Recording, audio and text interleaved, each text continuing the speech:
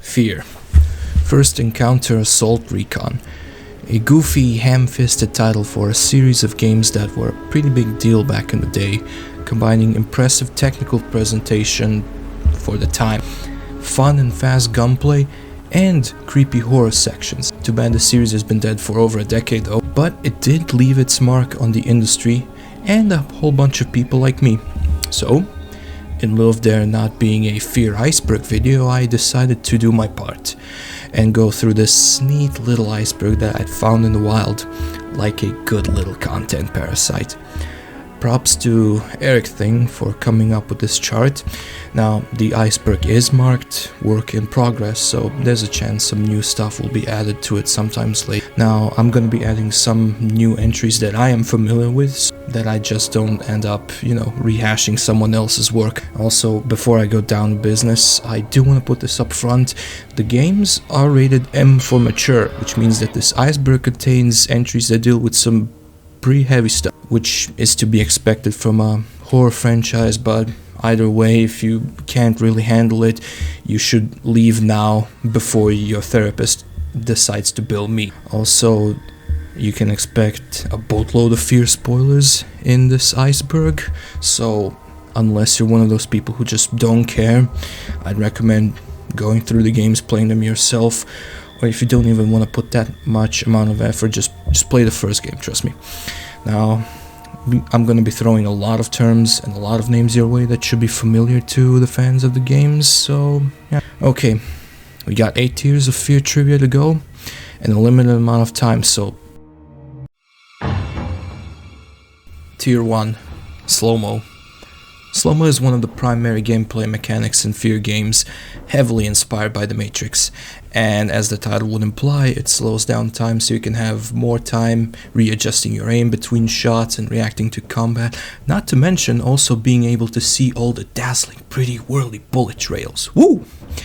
Now in the game's lore, Slow-Mo is explained as having supernaturally fast reflexes that are totally off the charts, so they say, either as a side effect of having some sort of psionic connection or capabilities, like in case of Point Man and Foxtrot A13, or as a result of shady experimental surgery, as in case with Beckett. Now, the unnamed protagonist of Perseus Mandate also has Slow-Mo, even though he has no psionic abilities and he wasn't experimented on, so where did that come from?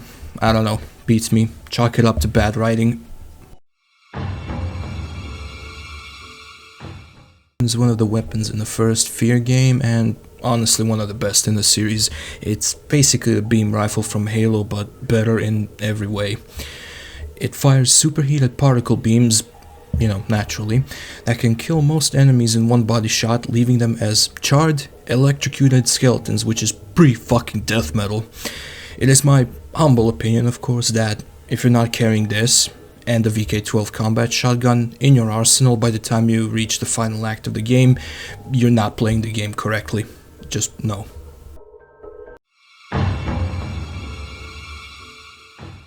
Armachem Technology Corporation. Armachem Technology Corporation, or ATC for short, are essentially the primary antagonists of the F.E.A.R. series. They're an amalgamation of RoboCop's OCP and the real-life Lockheed Martin. They're a giant tech/arms corporation that has substantial amount of control over Fairport, and they do ethically questionable stuff from time to time, as in all the time. Most notably the creation of Alma, F.E.A.R, Replicas. Basically the entire plot of the series is a giant consequence of their messed up actions. They're not cartoonishly evil 100%, but they do fit neatly into the whole evil company trope.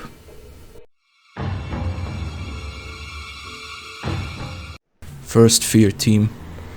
Referring to the F.E.A.R. team members in the first game, it consisted of team coordinator Rodney, aka Rowdy, Betters, technical officer/medic Jin Sung-Kwon, combat operative Spencer Spen Jankowski, and the point man, who's the point man. Yeah, I know. They also work heavily with Delta Force, most notably with their unit leader Douglas Holliday, whom you can consider an honorary 5th member. Interesting bit of trivia about that. Holiday was originally gonna be a 5th F.E.A.R team member, but later on he was moved to Delta Force since they didn't really know what to do with him.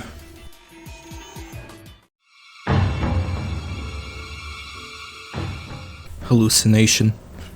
Now, you can't have a psychological horror game without some weird sequences of mindfuckery. It's the law. So, hallucinations that are featured prominently through the game usually depict Alma and or Paxton Fettel in, weird nightmarish places, which makes sense since they're the root cause of most of the hallucinations. Sometimes they can incorporate combat sequences, and they range from some cheesy Halloween spookhouse type shit that's not really all that creepy to scenes that were ripped straight out of my nightmares. Alma Wade. Okay, getting to the meat and potatoes of it. Alma Wade is arguably the most important character and an antagonist of the entire series. As a child, she possessed tremendous psychic abilities which would leave her emotionally disturbed due to her high sensitivity to all the negative emotions of people around her, especially to those belonging to her dad Harlan, who had a short temper and aggressive outbursts. He probably beat her as well, I don't know. She was then used and abused by the ATC for their Project Origin, which was led by Alma's own dad Harlan. Truly the father of the century.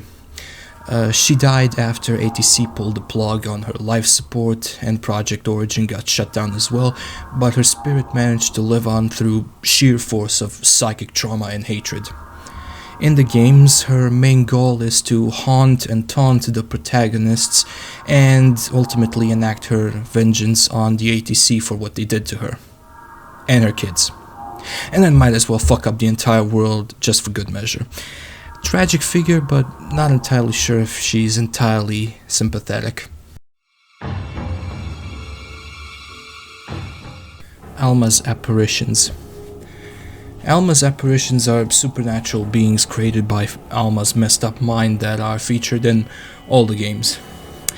On a side note, while researching stuff for this Iceberg, I had learned that Alma's mind containing her own alternate ghost dimension is also called Almaverse, which gives me equally nightmarish images of an MCU-styled shared universe of horror shooters. Ugh. Anyway, the apparitions are almost always hostile and mostly ghostly in appearance. At first they exist only within the hallucinatory sequences, but later on they do manage to break on through to the other side. Because genetically enhanced clone super soldiers weren't enough of a trouble to contend with, apparently. Now, some of them are listed off individually later on in the Iceberg, but I'm just gonna do them all here just to make it nice and neat. So we got nightmares, which are the first kind of Alma's apparitions you encounter in the game.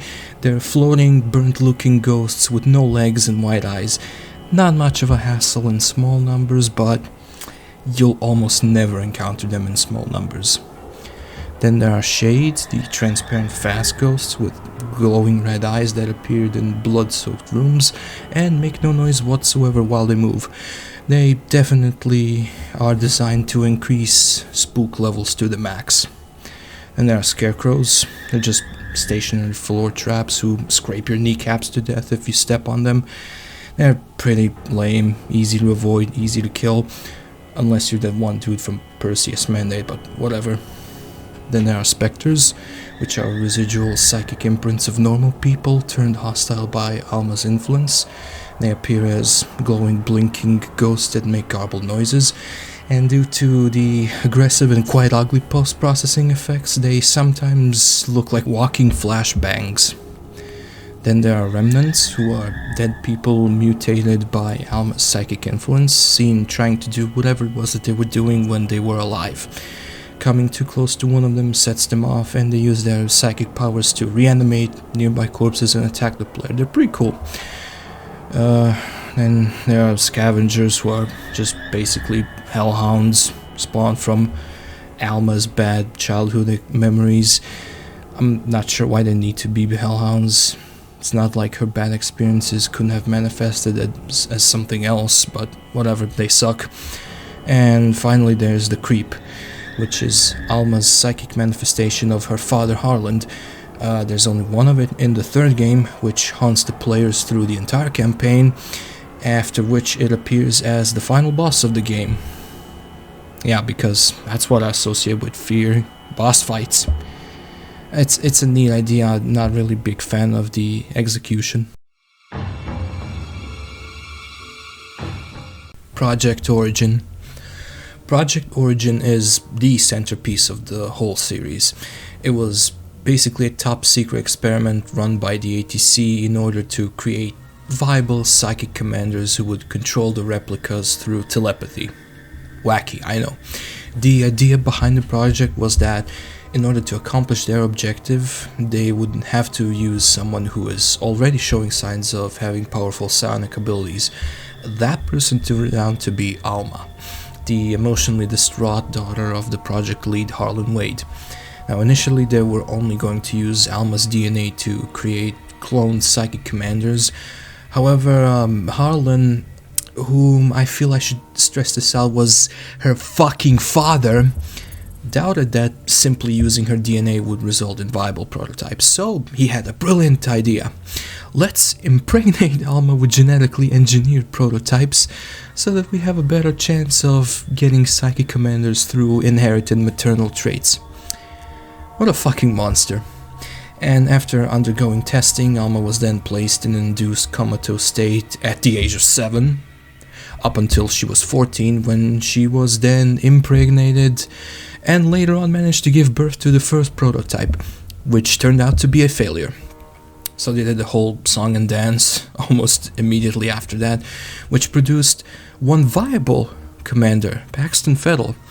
Now, however, sometime later there was this thing where Paxton engaged in a minuscule amount of tomfoolery, the result of which ended with the termination of the project and Alma's life as well. Now, honestly, I don't want to blame Alma for wanting revenge on ATC. That's really some fucked up Mengele type shit. The facility for Project Origin serves as the final location of the first F.E.A.R game, where Point Man gets to reenact the Chernobyl disaster by destroying the facility's reactor, and the entire facility then went up in flames. Project Perseus. Project Perseus was ATC's top secret project whose purpose was to create replicas, the genetically engineered clone super soldiers you get to fight in the games.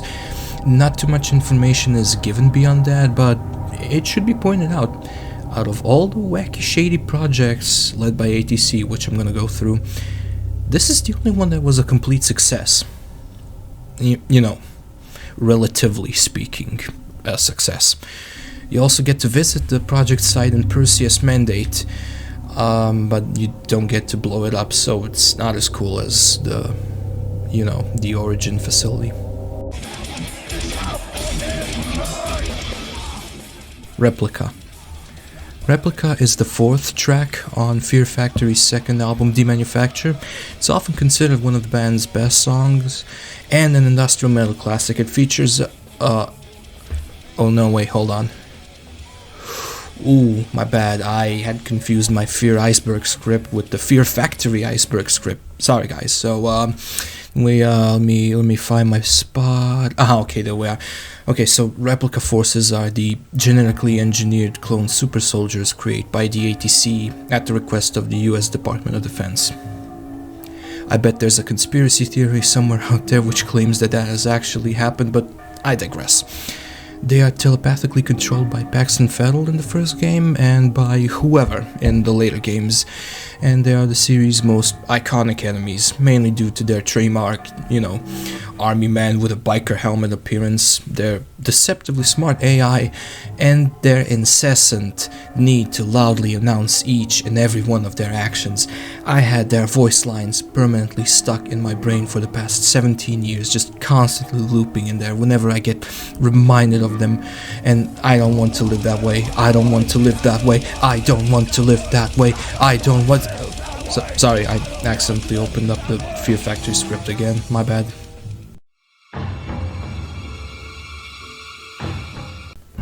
assassins.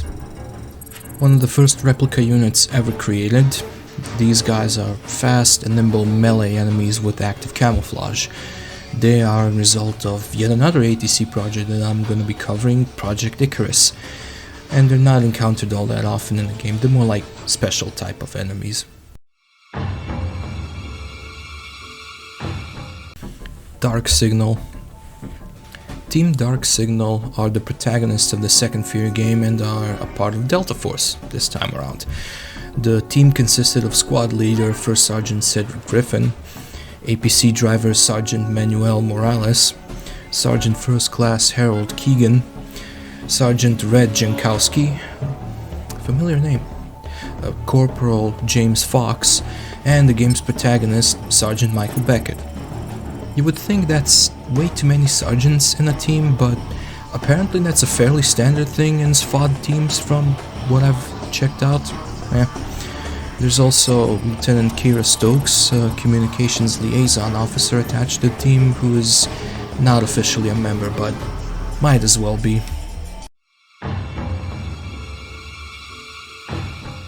Project Paragon. Project Paragon was ATC's alternative project to then recently terminated Project Origin. The word project is slowly starting to lose its meaning to me. Anyway, the goal of Paragon was to develop potential psychic commanders, but without the use of Alma. They would do this by identifying and influencing children with expressed psionic capabilities. The subjects would then be grouped according to their potential abilities, exposed to various chemical compounds to improve their psychic abilities, tested, and then given anesthetics to forget about being involved in the tests. They had the whole school full of kids that they used for this, as it's shown in the second game, and that includes members of the Dark Signal team. Subjects who showed potential were then later used in Project Harbinger, and you know how that turned out. And in case you don't, let me elucidate. Project Harbinger. Another one of the myriad of ethically dubious projects by ATC, who would have guessed, right? Its goal was to create new psychic commanders for the replica forces without the use of Alma, as, previously stated. The subjects would undergo surgery that would increase their psychic and physical capabilities before being subjected to the Telesthetic Attunement Chamber, or TAC for short. Theoretically, that would connect their minds to the target and give them the ability to telepathically command the replicas. Too bad most of the test subjects ended up as brain-fried crack addicts that you get to gun down in the second game. Coincidentally, the team members from the second game were also roped into it and experimented on, with Michael Beckett being the only member who underwent the entire process with his mind intact. More or less.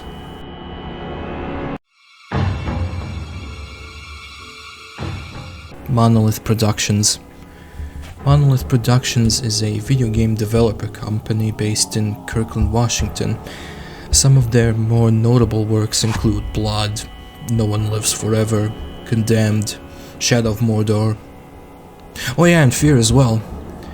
Anyway, at least the first two games, Extraction Point and Perseus Mandate, were developed by Timegate Studios, and F.E.A.R 3 was bungled by Day One Studios, so... Elite Powered Armor. Elite Power Armor, or EPA for short, is an enemy type and a drivable vehicle in the second game. It's a big mech that comes equipped with all the bells and whistles. You got shields, self-repair systems, miniguns, rocket launcher, FLIR sights, ejector seats, AC, Raid Shadow Legends sponsorship, self-microwaving burrito dispenser, your mom, and probably an RTX 4080 Ti, who knows. It's fielded by the replica forces and occasionally used by the player to, as it's sometimes referred to in the business, fuck shit up and spice up the gameplay. Now, how out of place is it to pilot a giant mech that dual wields miniguns in a somewhat grounded setting of the game is an entirely different conversation, though I guess I should point out that the company that made F.E.A.R, Monolith, also made Shogo Mobile Armor Division, which was jam-packed with mechs and mech combat, so really that explains some things now. Also, the manual for EPA states that the vehicle is not meant to be used by untrained military personnel, civilians, or children, which means the ATC cannot sell those things to the Democratic Republic of Congo. That's a bummer. Abomination. Abominations are the failed results of the Project Harbinger. Just take a shot every time I say project, you'll be dead by the time we're done. Anyway, they're mentally degraded, animalistic humans that you get to fight in the second game, and they have somewhat of a control over the replicas and absolutely no control over themselves. Imagine those emaciated, crawling hobos from condemned criminal origins with some psychic control over clone super soldiers, and you get the gist of it. And then also add cannibalism, because, of course, it's edgy. Third child. Alma's third kid, whose method of conception ties in with Fear Factory's Replica, is the main objective of the third game, which takes place during Alma's last stages of pregnancy with the third kid. It's a powerful psychic, much like its mother, and depending on how you've played through the game, it either gets raised later on by Point Man or Paxton Fettel, after Alma dies in childbirth. F.E.A.R 3 is definitely one of the games ever made. Speaking of some of the weird things in F.E.A.R 3, the third game doesn't feature Alma, which is just completely false. Alma is still around in the third game. There are Alma's apparitions in the game, there are hallucinatory sequences with her. Alma herself appears in the game, and, as previously mentioned, her pregnancy is the main plot point. However, it should be noted that Alma looks pretty different in the third game, but then again, everyone else looked really different in the third game as well, so... she also noticeably has no speaking lines whatsoever, and she never tries to kill anyone during the course of the third game, not even like a disposable, NPC character, no, nothing. She doesn't act as an antagonist in the game, she's basically reduced to a human MacGuffin, which is ironic considering the plot of the whole series was kicked off with her being used as a MacGuffin, something ring story composition, whatever. Awards for the first game. Now, remember when I said that the F.E.A.R games were kind of a big deal back in the day? Yeah, they were a pretty big fucking deal. Especially the first game, which is still considered one of the best first-person shooters of all time. As such, you would think that the game racked up some awards. And you'd be right. Back in ye old halcyon days of 2005 and 2006, the game won numerous awards, such as Computer Games Magazine's award for the best sound effects, Game Critics and PC Gamer's awards for the best action game, GameSpot's award for the best AI and technical graphics, GameSpy's other award for the best story, and most notably, the Game Audio Network Guild's Best Use of Multi-Channel Surround Sound Award. That was a mouthful. The last one they shared with Call of Duty 2, so yeah, like I said, the game was a pretty big deal. Tier 2, Reborn. Reborn is the DLC campaign for F.E.A.R 2 Project Origin, which was released 6 months after the base game. By that point they had stopped calling them expansions, and nowadays they're just called DLCs. In Reborn, the player assumes control of a replica soldier, Foxtrot A13, memorable name, who in the middle of a skirmish with the ATC that takes place sometime during F.E.A.R 2, decides to turn on his squad and start following psychic orders from Paxton Fettel in order for the guy to get reborn. Okay, enough. It's a fairly short campaign with only 4 levels. Some of the environments did manage to stand out, like the entire maze sequence with the heavy armor, you know. And there's that one part where you go through a destroyed skyscraper, but overall it gets kind of mixed ratings from the fans due to its brevity. And I mean, it's not bad, it's alright, could be worse. I mean, we'll be talking about worse pretty soon. And by that I mean now. Perseus Mandate. Perseus Mandate is a standalone expansion for the first game. We're back to calling them expansions. And it came out 2 years after F.E.A.R.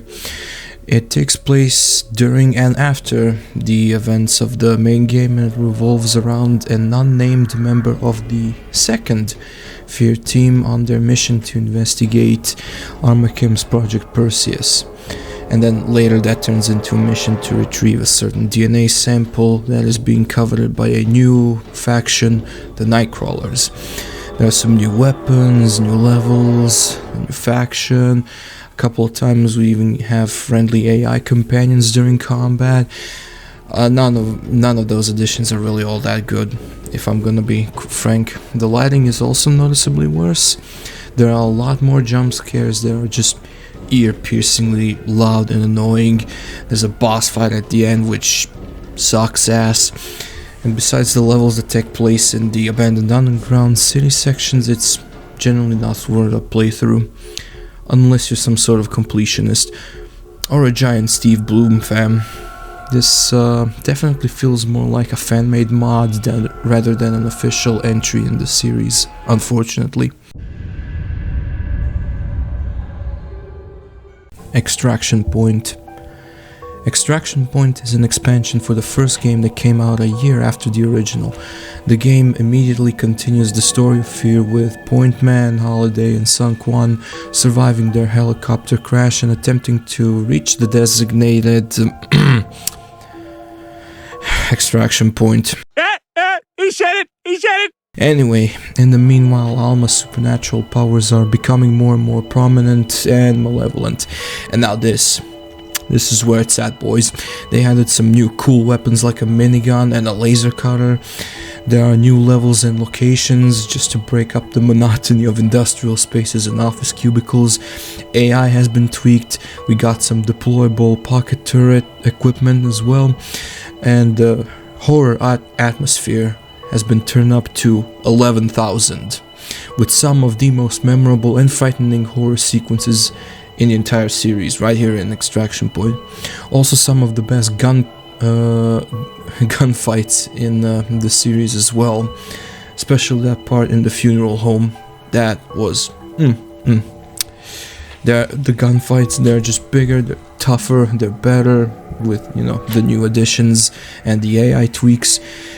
And you even get to team up with my main man, Holiday, in a big warehouse shootout some third way through the game. It's awesome, it's a great time, would highly recommend if you enjoy the main game and want just a little bit more of that with a little bit less downtime in the gameplay. Or if you just want something more hyper. Psionics. This is a term that in the F.E.A.R. wiki and as well in the script sometimes gets used interchangeably with the word psychic. It basically refers to supernatural mental abilities exhibited by key characters in the series, most notably Alma, but not limited to her. It's never really explained where do these psionic powers come from, but what we do know is that they include a whole range of stuff like enhanced reflexes, telepathy, telekinesis, pyromancy, mind control, dematerialization, reappearing, spawning supernatural beings, revoking people's living privileges, manipulating the CS2 lottery, ability to talk to women, and tax evasion, among others. F.E.A.R. 3 has both a good and a bad ending. which pretty much explains it. Depending on who you played as in the solo campaign or who you scored with more points in co-op, the game can end with either Point Man killing Paxton Fettel or vice versa. In the good ending, relative term, but in the good ending, Point Man administers a lead antidote for life in Paxton's forehead. Again, because that obviously worked before. And he then takes Alma's newborn kid to raise it on its own. After which Alma dies, this time for good, and then everything magically returns back to normal. In the bad ending, however, Fettel possesses Point Man, which is probably setting off some wacky Freudian alarms, being inside your brother and all. He then delivers Alma's child and then violently cannibalizes Alma in front of the kid. Truly one of the endings of all time. I honestly prefer my own headcanon good ending, which is where I never installed that piece of shit third game and everything ended with the extraction point.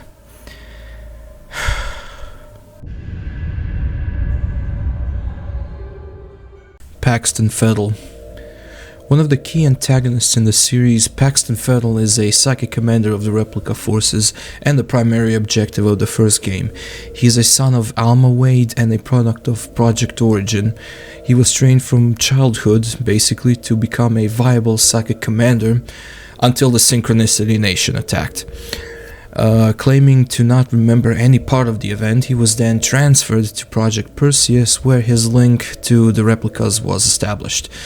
And then after a bunch of years where he was basically held captive, he had another goofy moment in which he took his replica boys and went rogue against the ATC, kickstarting the events of the first game.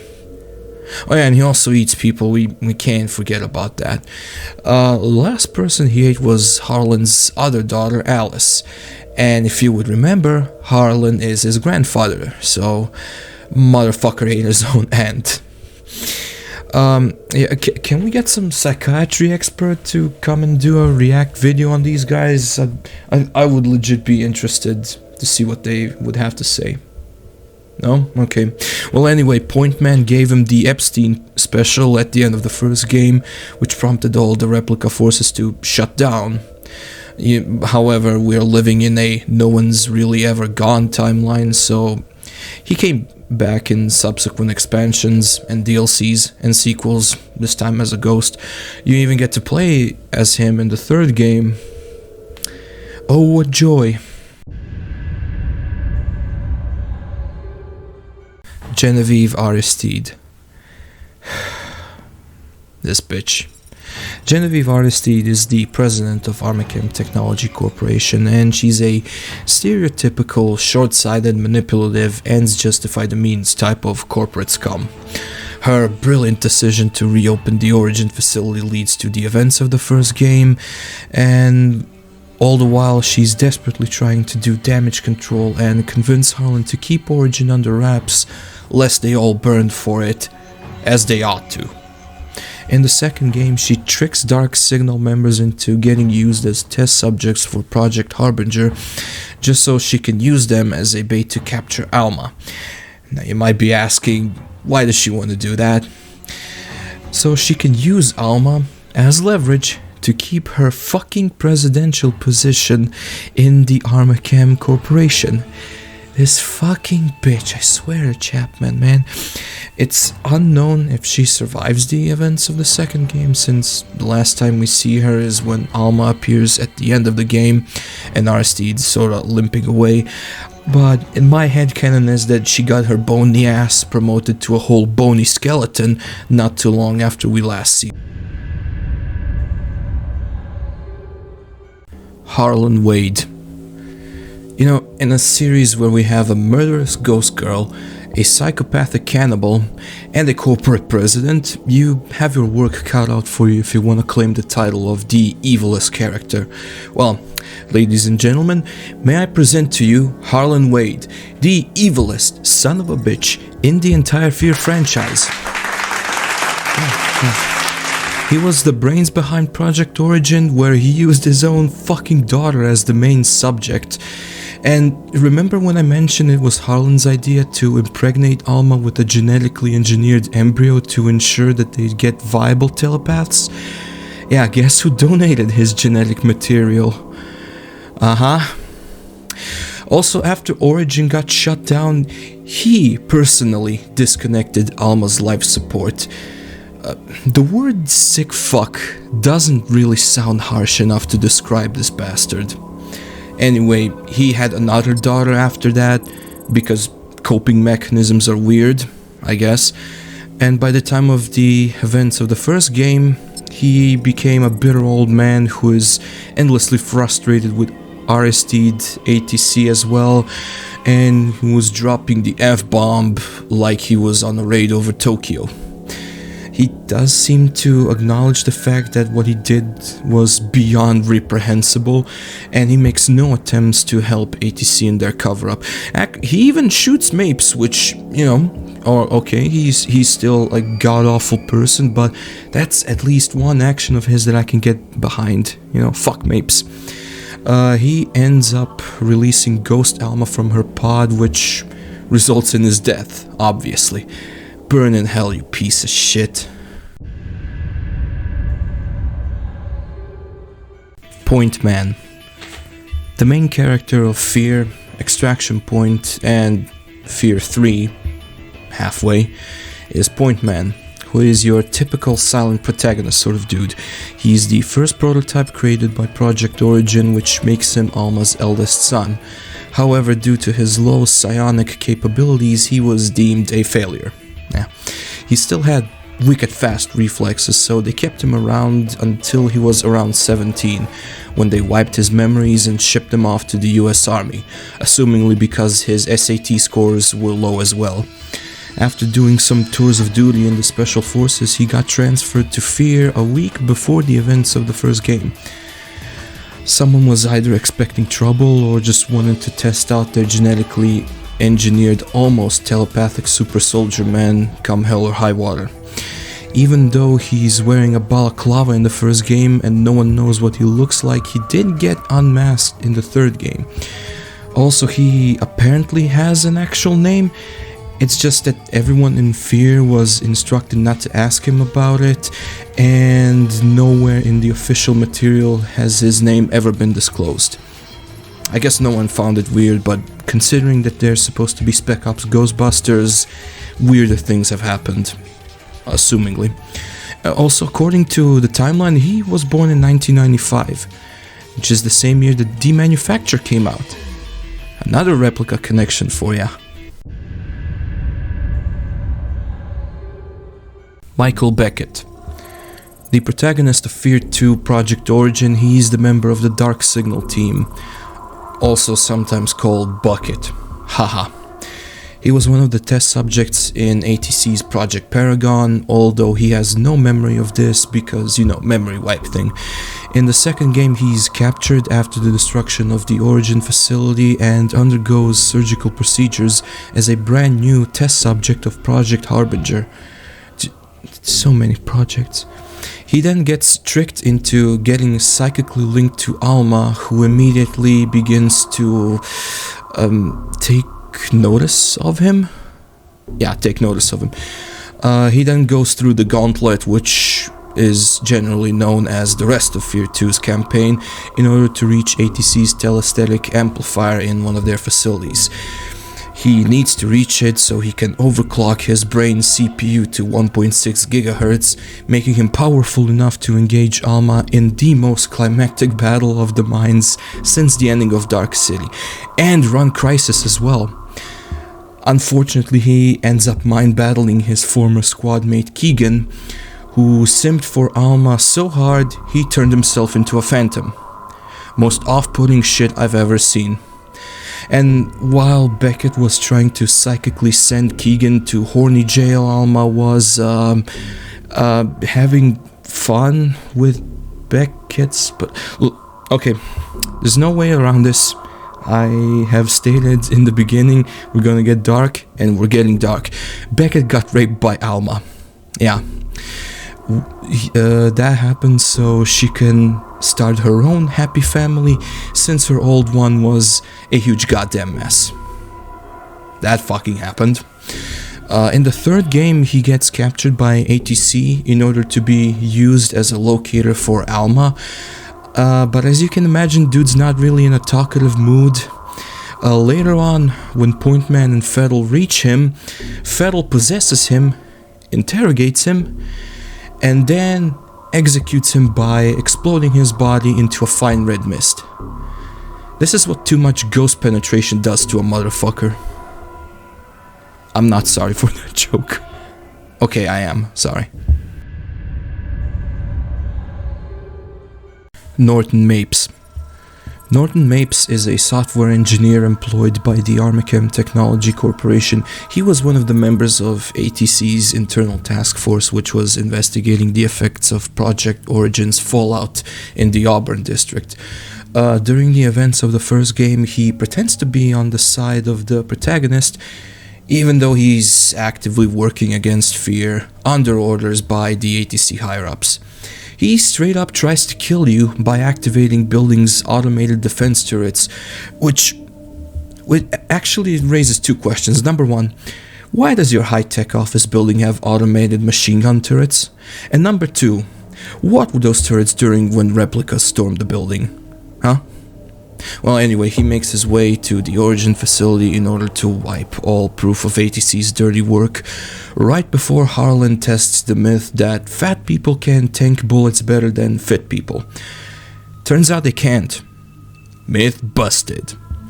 He does inform you how to destroy the facility before he gets left to die, so that's, nice. He appears in Extraction Point for a moment, but that one is probably just a ghost or some kind.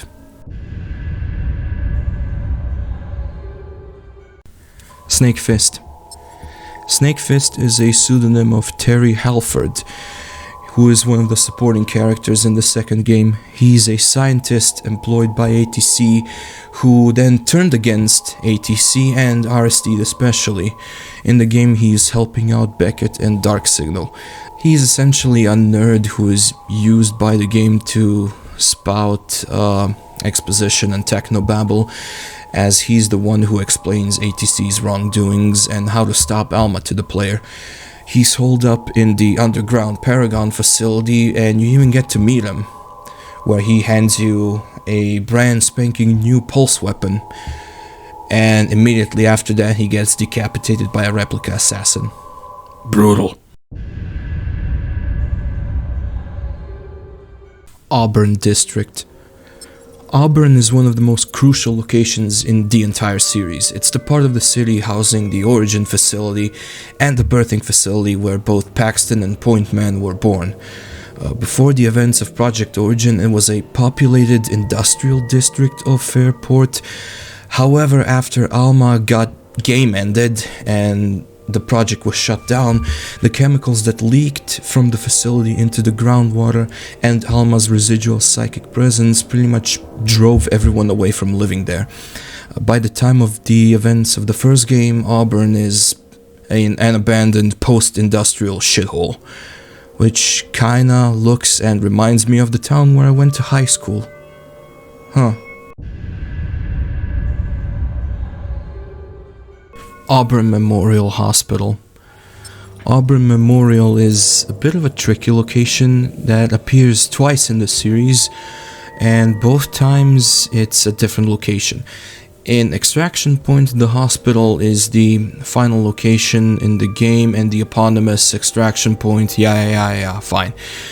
Although some surviving Delta Force members reach the hospital, they get killed by shades, since the entire hospital is by then, just like the rest of the city, haunted as fuck. In the second game, Auburn Memorial is an entirely different hospital situated within ATC's underground Harbinger facility, where the members of Dark Signal were experimented on. So, what's going on? Why are there two hospitals with the exact same name? I'll get back to you on that one. Wade Elementary School. one of ATC controlled locations inserted into the second game to make them look more like the Umbrella Corporation. Wade Elementary is, as you can guess, a school that was used as the testing ground for Project Paragon. Beckett visits the location to find Snake Fist after linking up with Dark Signal survivors. It is also where the absolute best section of the second game takes place, which is in the cafeteria. And if you know, you know. I won't say anything more. Multiplayer modes. F.E.A.R 3 also boasted a few cool multiplayer game modes. In the Iceberg they're all separated, but I'm just gonna bunch them all up into this one entry and go through all 4 of them. So we have Contractions, which is essentially a wave defense game mode where players have to survive 20 waves of attacking enemies before the game ends. It's cooperative, reliant on teamwork, which means it's something most people who play multiplayer games are not familiar with, so that's the challenge. The second one is called Fucking Run, but censored, which is another cooperative multiplayer mode where players must make their way through waves of enemies to reach the extraction point, all the while being chased by Alma's trademarked Wall of Death. So I guess it's kind of like a round of Left 4 Dead while they're being chased by the Wall of Flesh from Terraria or something. The third one is Soul Survivor, and finally a PvP game mode for all of you epic gamers out there who can't work with other people, online or otherwise. In Soul Survivor, one of the 4 players becomes corrupted and turns into a specter, who then must possess AI-controlled soldiers of the opposing players, kill other players while possessed, and then turn them into specters as well. And last man standing wins. And finally there's the 4th game mode, Soul King, which is similar to Soul Survivor. However, in this game mode players play as specters with the goal of obtaining the most amount of points or souls by possessing enemy NPCs and killing them. So it's kind of like Domination crossed with The Exorcist. I'm not sure if anyone's playing those, since F.E.A.R 3 is, or rather F.E.A.R is despised by the majority of F.E.A.R fans, but if there are people out there playing, my hat's off to you. I couldn't be fucked to install that crap game just to capture gameplay footage for this video. Secrets and Easter eggs. So there are entries on this Iceberg specifically for general secrets and Easter eggs for each and every mainline game of the series, but once again I'm just gonna roll them all in this one. In the first game, in the very first level, once you find your way into the abandoned hospital, you'll find a set of blocked doors that you can't fully open. However, if you keep on opening and closing the doors, the player's vision will fade to white and you'll get an audio of Alma, like Kid Alma, saying, "I hate you, Daddy." I hate her dad too. There are some references to the cult 1999 satirical comedy movie Office Space. For starters, ATC's logo looks pretty similar to the Initech logo from the movie. There are also TPS reports and red staplers scattered throughout the offices, and in the level Watchers you can find a dead ATC employee who got crushed by a ceiling tile. Northern Mapes wears a belt buckle with the inscription RTFM, which stands for Read the Fucking Manual, a response one usually gets when asking banal questions about something usually technical instead of, reading the fucking manual. There's an office in the level Lapdog that is a bit off the beaten path, in which you can find the radio playing a news segment about a motorcycle causing an accident, after which it plays the opening theme of Shogo Mobile Armor Division. On the opposite wall there's a whiteboard with a cowboy drawing on it, and the same drawing can be also seen in Shogo. Northern Mapes, getting back to him, who is presumably some sort of ghost at this point, can also appear in Extraction Point for a brief second. However, you can find more of him. In the level Malignancy, if you shoot the air vent above the painting in the room 56B, the wall will open up, leading to an area where Norton's just dancing in front of a Shogo poster.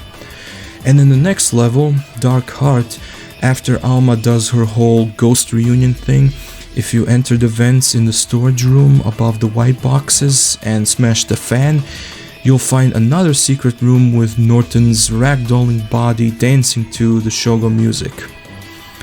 I think we've reached the official good taste limit for Shogo references. In the first level of F.E.A.R 2, the player can jump in the fountain, vandalize cars, and pretend to be a barista if they want to, and the teammate who is with you, Jankowski, will react to your goblin mode activities. He even rats you out to your boss. What a twerp, I hope he dies in a surgical accident or something. Later on in that same level, the player stumbles on an art gallery where they get to shoot up some ATC goons, which is always nice. However, if you stop and check out the exhibits, you'll notice that the paintings have small cards next to them which are displaying artists' names.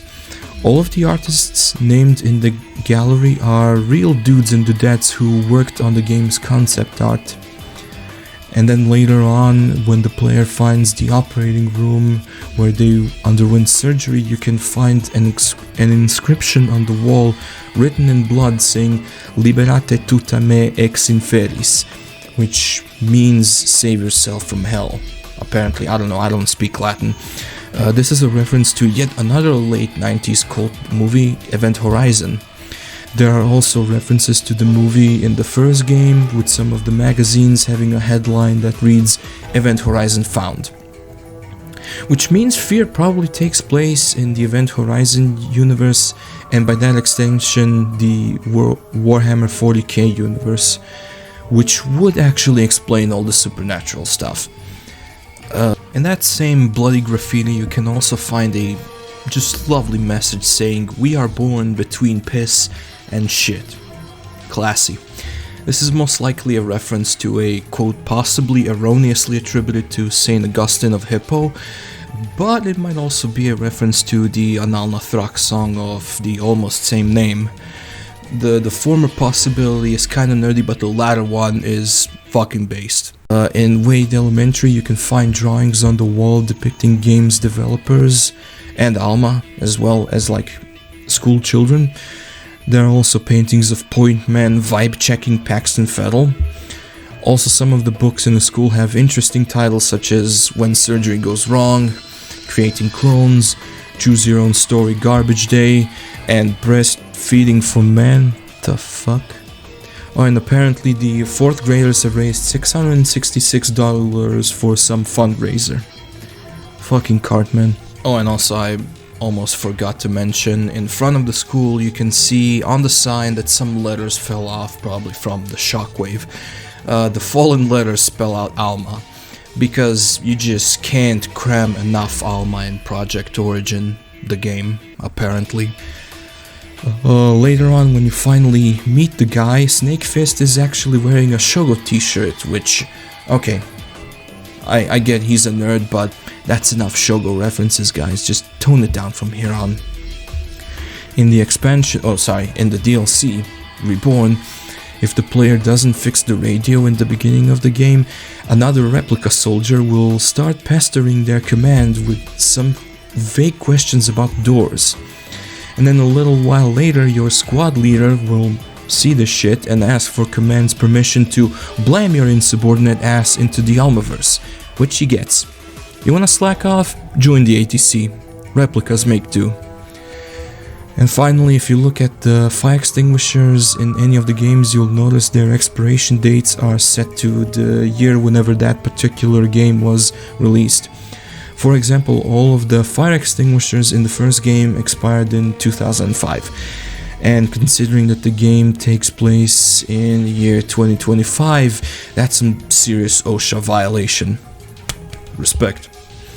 There are a lot more minor Easter eggs and references, but I didn't feel like going over every single one of them. I'll put a link to the F.E.A.R Wiki in the description and you can check them out on your own. Tier 3 F.E.A.R Files. F.E.A.R. Files is a compilation containing the first game's expansions Extraction Point and Perseus Mandate, and was released exclusively for Xbox 360. That's pretty much it. It's just an expansion pack for 360. How riveting. F.E.A.R. Combat.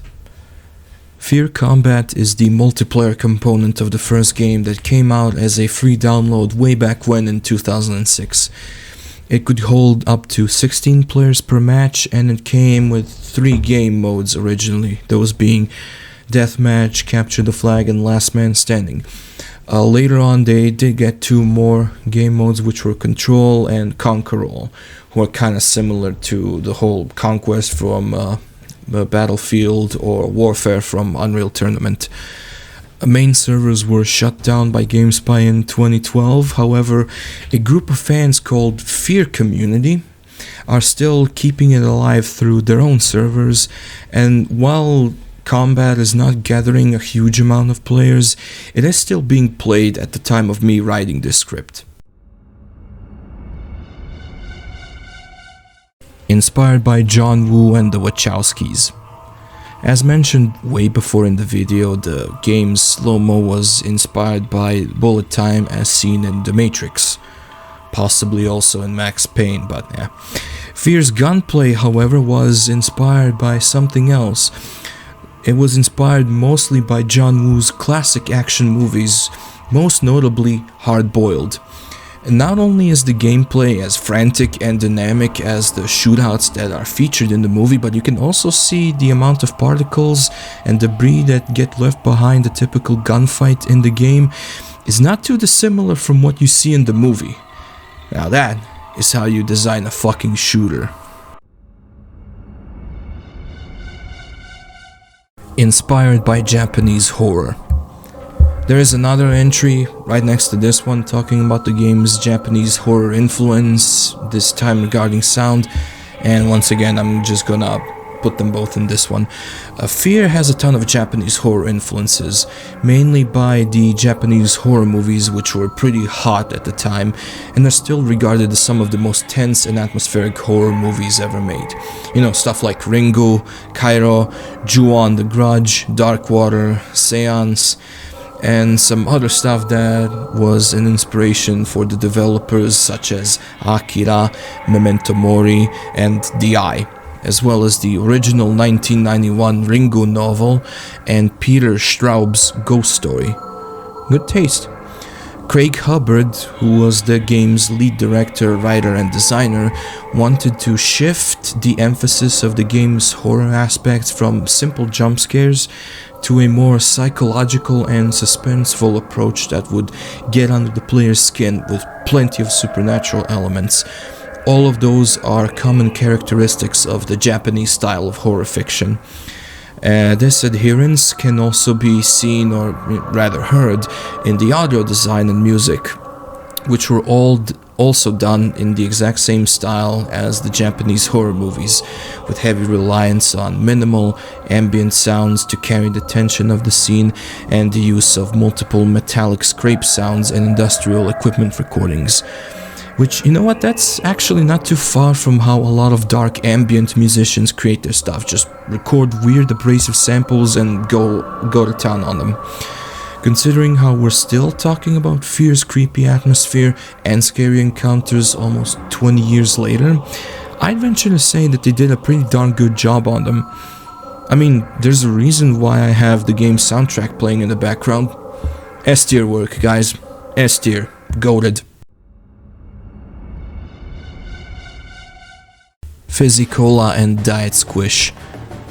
In the first game you can find vending machines serving some hilariously named off-brand soft drinks like Fizzy Cola and Diet Squish.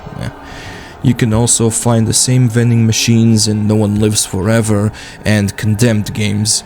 Both of those were developed by Monolith as well. Alienware logo and name. In the first game, all of the interactable laptops that you find are branded with Alienware's logo and name. That's not a reference to anything, it's just product placement. Fairport. Fairport is the city in which the series takes place. It was inspired by Resident Evil since it is the Raccoon City to ATC's Umbrella Corporation. But I swear I saw somewhere developers talking about Fairport also being inspired by Seattle, but I can't find that piece of info anywhere.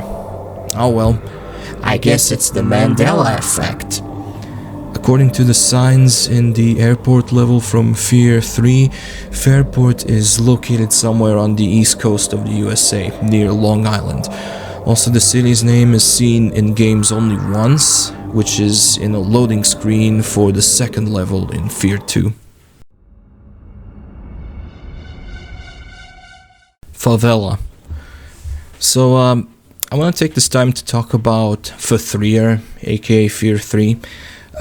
In case I haven't made it clear before, F.E.A.R 3 is kind of a clusterfuck in terms of gameplay, art direction, plot. There's a lot of reasons why a lot of F.E.A.R fans detest the third game, myself included. One of the strangest things in F.E.A.R 3 is the fact that the first two levels apparently take place in Brazil. After the player escapes the seemingly abandoned but not really abandoned prison in the first game, they find themselves in a Brazilian favela-looking thing being hunted by the ATC guys. Now, why are we in South America and what is ATC doing here in the first place? Yeah, that's never explained. Neither is the fact that Pointman and Paxton escape back to Fairport in a hijacked helicopter.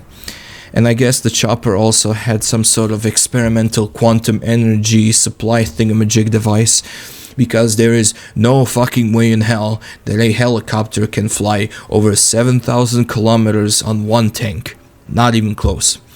There is a pretty obvious theory as to why we're in the favela in the first place, and it's because of Modern Warfare 2, who also had a level set in the favelas. Trying to pander to the Call of Duty fan base was a kiss of death to so many good games back in the early 2010s.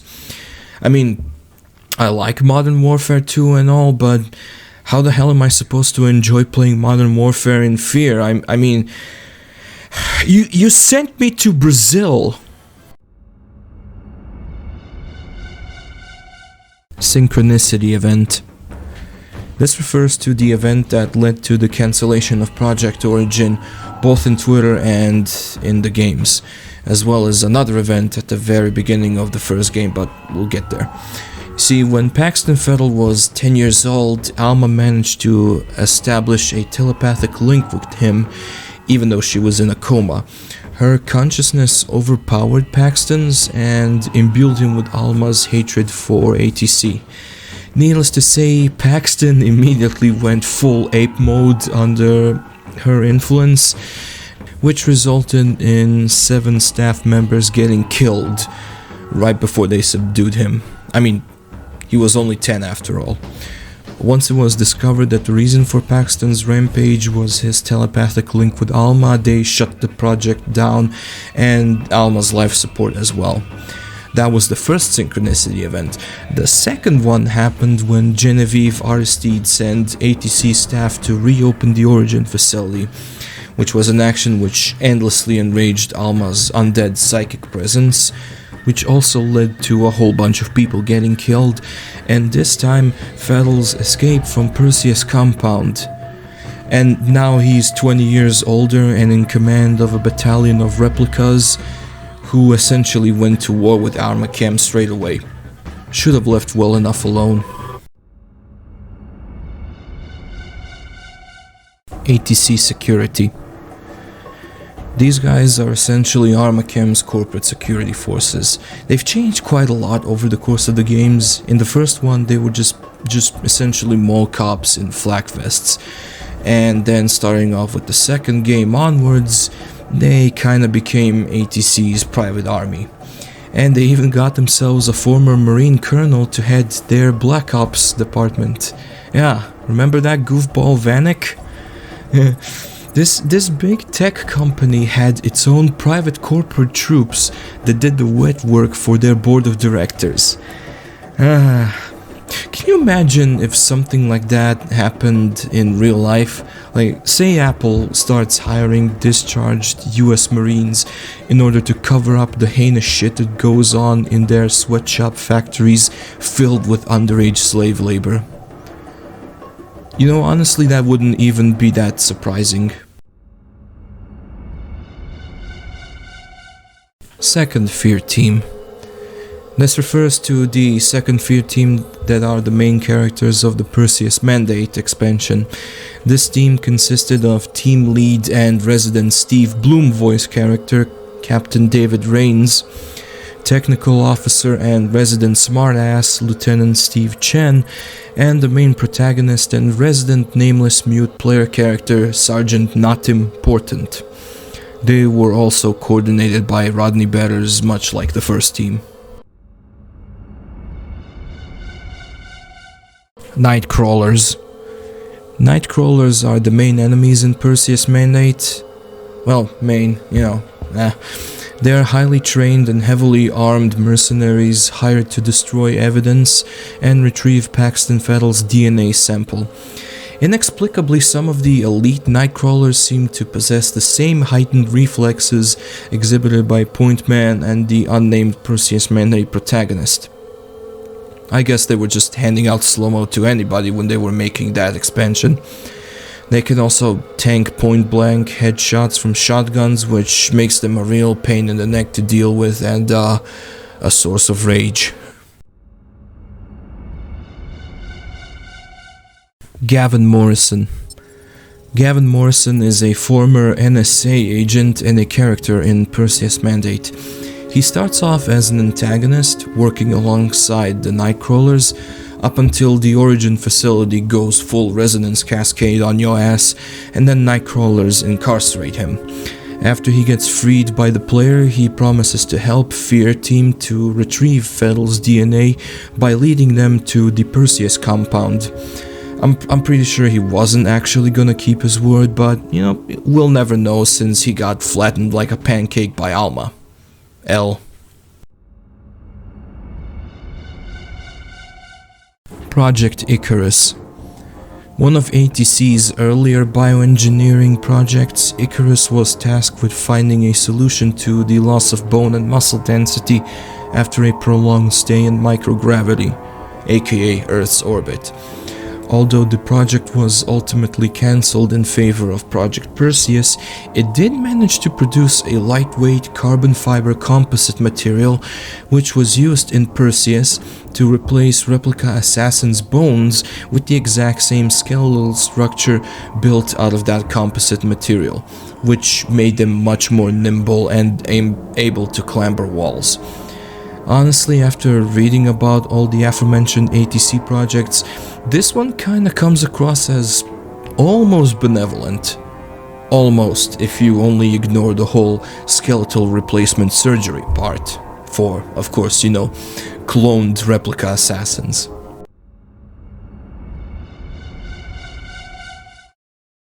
Wastewater Treatment Report. As described by Aldous Bishop in the first game, who was one of ATC's employees, he was a part of a task force that, unbeknownst to them, was studying the effects of Origin facilities' chemical leaks and Alma's residual presence on the Auburn district. The group consisted of Marshall Disler, Aldous Bishop, Alice Wade, her dad Harlan, Charles Habiger, Ian Hives, Norton Mapes, and Bill Moody. Considering I was able to name off all of those guys and gals off the top of my head, despite the fact that most of them are barely consequential minor characters, with some of them not even appearing in the games, that probably tells you how I've played through F.E.A.R an unhealthy amount of times. Still time better spent than doing crack. Condemned Criminal Origins. Condemned Criminal Origins is a first-person thriller horror game developed by Monolith Productions parallel to their development of F.E.A.R, albeit with a different team working on it. The games were released the same year, a month apart from each other, and despite the fact that Condemned is more Silence of the Lambs than Ju-On, both games do have some noticeable similarities. Both feature elements of supernatural and psychological horror. They were both made in the same Jupiter EX engine. They both have the same urban decay aesthetic in some spots, but more noticeable in Condemned. Nathan Grigg composed music for both of those games. It's not as action-packed as its more famous sibling, but it's still a worthwhile experience which I would recommend you check out if you haven't already. Although, get ready to do some bug fixes on your own. That's what happens with old games. Trepang 2. Trepang 2 is an indie first-person shooter developed by Trepang Studios, released last year, as of recording of this, after spending some years in the early access. It has the same fast-paced gunplay and slow-mo as F.E.A.R, with some other features. It's also often described as the spiritual successor to F.E.A.R, so if you've been itching for another similar FPS experience, now that the franchise is dead, I highly recommend Trepang 2. Despite what the game's title might suggest though, there's no Trepang 1, so don't get confused. They do have the exact same kick-ass shotgun, so I mean, what are you waiting for? Tier 4 Gold Edition. Gold Edition is a game compilation for PC containing F.E.A.R, its 2 expansions, Extraction Point and Perseus Mandate, and some cool bonus material such as a making-of documentary, director's commentary video, promotional vignettes of Alma's interviews, Panic's machinima, and the latest patch of the game, which is 1.08 if I'm not mistaken. Too bad it doesn't also feature the soundtrack, but hey, one can hope.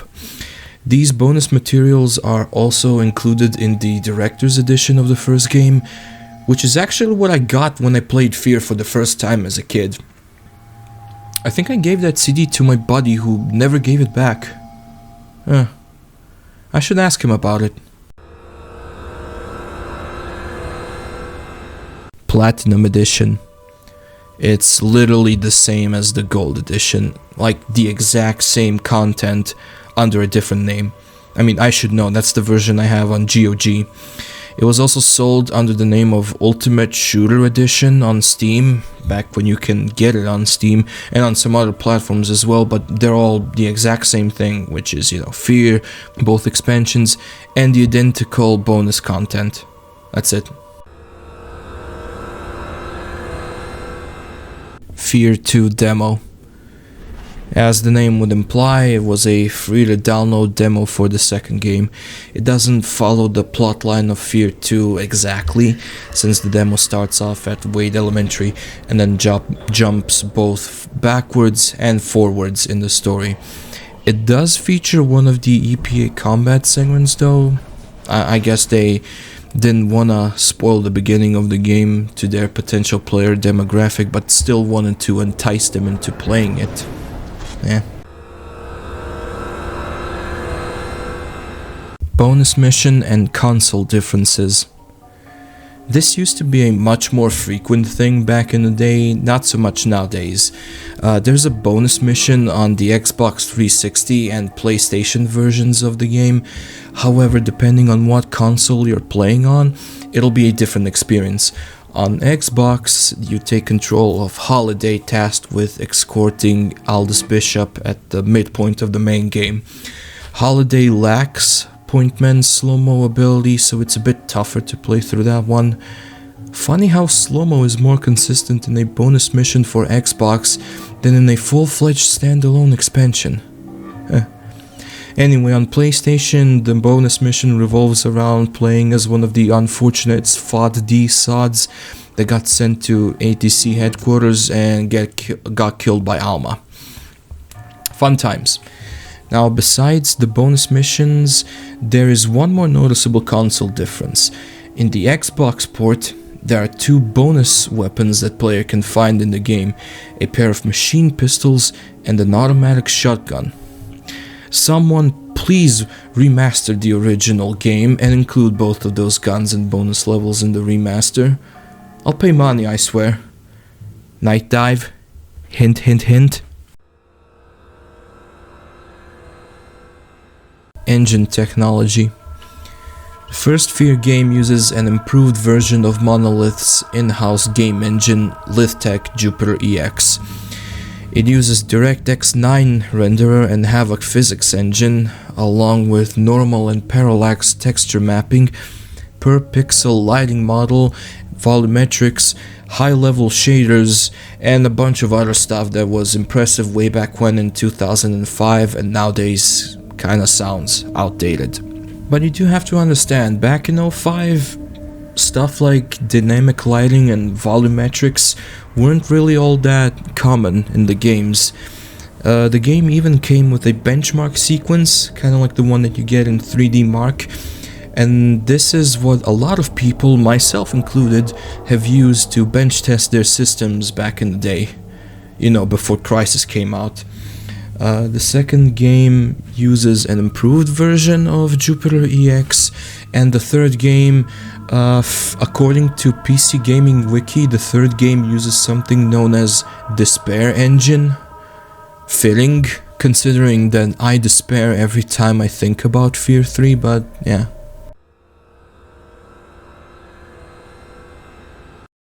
John Carpenter helped out with the third game. Now, John Carpenter is an American film director, screenwriter, producer, editor, and a musician, in case you didn't know that. His most famous works include Escape from New York, Halloween, Big Trouble in Little China, and the sci-fi body horror masterpiece, The Thing. He's also noted as being one of the forefathers of synthwave, but that's not really important. What is important is also what probably most people probably don't know about him, is that he's also a fellow gamer dude, with some of his favorite video games being pretty much the entirety of the Sonic franchise, Jak and Daxter, Dead Space, and, you know, of course F.E.A.R, because why not? He was brought on board for the development of the third game, where he directed the cinematics and worked on the script. Officially. Now, some members of the third game's development team disagree on the extent of Carpenter's involvement, stating that they just licensed him to use his name on the game and got maybe 1 or 2 ideas at most for the game. Honestly, considering the quality of Carpenter's work in the latter parts of his movie career, both of those claims are plausible to me, and, you know, I'm a fan of John's, so that should tell you something. Monolith Vivendi timelines. Now, remember way back when I mentioned Auburn Memorial Hospital existing in 2 different incarnations? Okay, let me explain. You see, the series consists of 2 separate timelines. Now, calm down, this isn't a part of some sort of time travel plot element or a multiverse. I know y'all are sick and tired of those by now, so am I. It's cool. To clarify the timelines, I'm gonna talk about F.E.A.R's expansions for a second here. Extraction Point and Perseus Mandate were both made by Timegate Studios instead of Monolith. Extraction Point sold really well and received positive reviews, but the same can't really be said about Perseus Mandate. Both of the expansions were also published by Vivendi Universal, as they were the original publishers for F.E.A.R, until Monolith got bought out by Warner Brothers Interactive, and then Vivendi got dropped. Vivendi did keep the rights to the name of the franchise, which allowed them to hire Timegate and develop the expansions and release them under F.E.A.R's name. That is, until they got merged with Activision in 2008, which reverted full ownership of the rights back to Monolith just before the release of the second game. It was stated afterwards that Extraction Point, Perseus Mandate, and all the events that occurred in those expansions are not canon to the F.E.A.R universe. This alternate timeline was then dubbed the Vivendi timeline, where the mainline canon entries in the series are a part of the Monolith timeline. Honestly, it's a shame since Extraction Point, in my opinion, had a pretty strong conclusion, but well, I guess we're gonna have to content ourselves with F.E.A.R 3.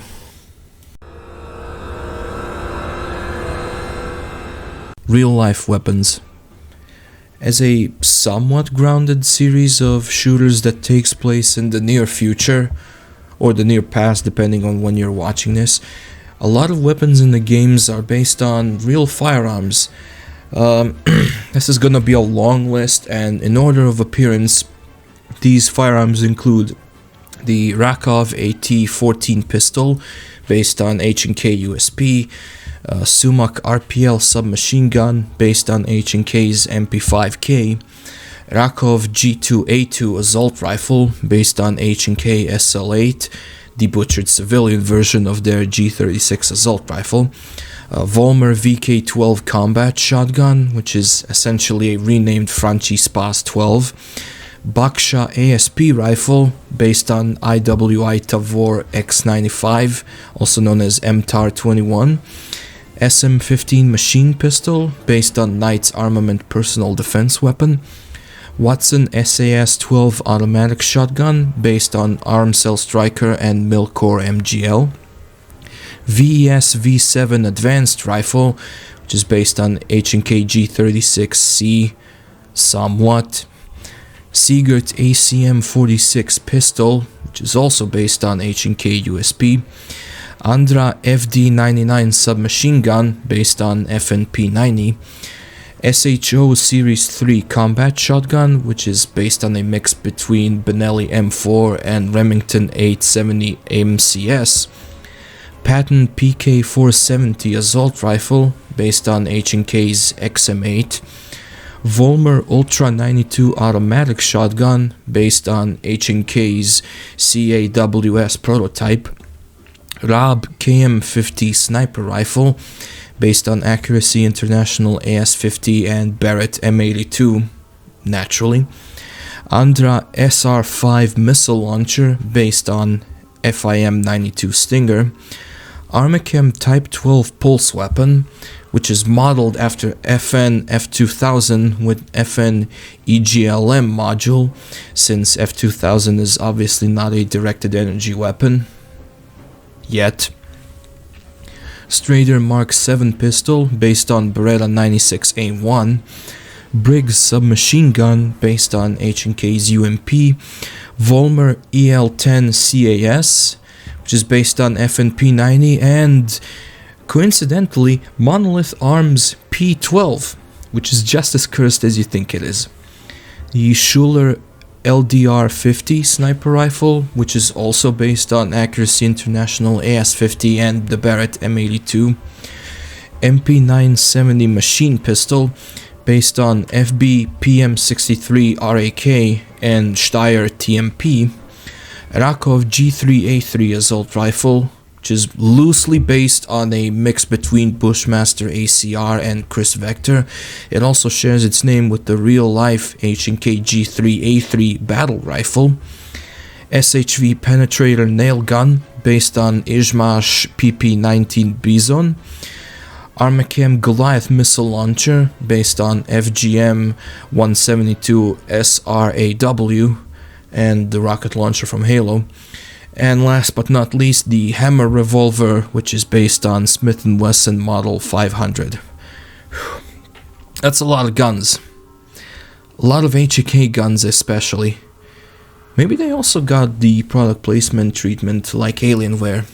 I can already see it, like Heckler and Koch, when you absolutely, positively have to kill every clone super soldier in the facility, except no substitute. Armachem facilities. I've already mentioned some of them by now, but basically ATC had an unhealthy amount of covert facilities in the franchise, those being the Origin facility, including the vault where they kept Alma, the Perseus compound, the birthing facility in Auburn, the Data and Research Center where ATC kept the documents regarding projects Origin and Perseus, the Bioresearch facility where they kept DNA samples of Paxton Fettel, and presumably other participants in the projects as well, There's the Paragon facility and the accompanying Wade Elementary School, the Harbinger facility, the Still Island facility, which is an abandoned nuclear reactor where ATC ran tests on Alma before her eventual entombment in the vault, and also the location where they installed the telestatic amplifier device, and the Ward facility outside of Fairport where Pointman and Paxton were kept as children. Why yes, ATC was inspired by Umbrella. How did you guess that? The Senator. Senator David Hoyle is a minor character, but one with an insane amount of influence over the events of the games. Not much is known about him, besides the name, but it is implied that he is in cahoots with Aristide, and he's the one who authorized her to reopen the Origin facility, presumably. He's also the one who transferred Pointman to F.E.A.R and sent them to find and neutralize Paxton Fettel, as well as the guy who sent Dark Signal to Aristide's penthouse in order for them to be used as subjects in Project Harbinger. He's also the guy who hired Nightcrawlers in Perseus Mandate. The guy ordered a lot of things. Probably pizza as well, I don't know. Guy gets hungry, you know? Project Pythagoras. Okay, remember when I said that Icarus almost sounds kinda benevolent in comparison with the rest of ATC's projects? Well, this one even more so. Project Pythagoras was Armachem's attempt to create a pill that would increase a person's mathematical capabilities. And that's it. No cloning, no bioengineering, no unethical experiments regarding psionics. Just go make a pill that gives you the capability to do quick maths. But then again, you can find the project's one and only mention in the franchise when you find files relating to it in one of ATC's underground transit facilities in the second game. So there's a chance Pythagoras was just a part of Project Paragon or something, which was anything but ethical. This just proves to me that ATC is completely incapable of running projects that don't break at least one rule of ethics. Tier 5 Dark Horse comic book. In the director's edition of F.E.A.R, there is a prequel comic made by Dark Horse Comics. It features Alma releasing Paxton Fettel from his cell and triggering the second synchronicity event, in which Paxton and his Replica forces kill all the ATC personnel at the Perseus compound. If you've played the game, you'll know that that's essentially what happens in the intro cinematic, so this comic book is an expanded version of it. DC Digital Comic. As part of the promotional material for the second game, Monolith commissioned DC Comics to create an exclusive digital comic, which was then released on game trailers. Yeah, that's right, BTFO, Marvel fans. It features Jin Sung Kwon, where she's shown surviving the helicopter crash at the end of F.E.A.R, along with the helicopter pilot. The pilot's flesh then gets liquefied, showing Alma in her child form as the perpetrator. F.E.A.R 3 comic. Also known as Prelude, the comic serves as a prequel to the events of the third game and was also shipped with the pre-orders of the game's collector's edition. In the comic, Pointman is shown surviving the helicopter crash and encountering Fettel's ghost.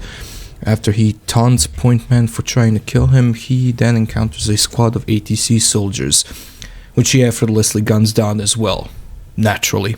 Alma then appears before Pointman, causing him to run and get captured by another ATC squad, which I guess somehow leads to him getting sent to Brazil for the next 9 months or something.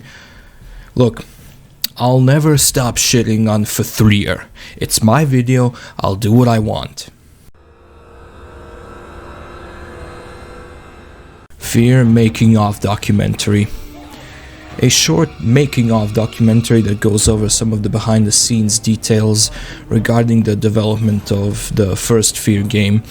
It was released as a part of the game's many and I mean many, special editions.